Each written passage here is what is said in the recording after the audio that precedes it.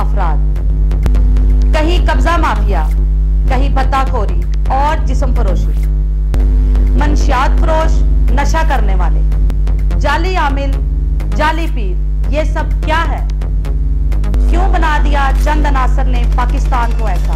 पाकिस्तान एक पाक जगह है। मैं हिना चट्टा लेकर आ रही हूँ प्रोग्राम जुर्म से इंसाफ तक। देखना ना भूलिएगा अजीम न्यूज़ पर।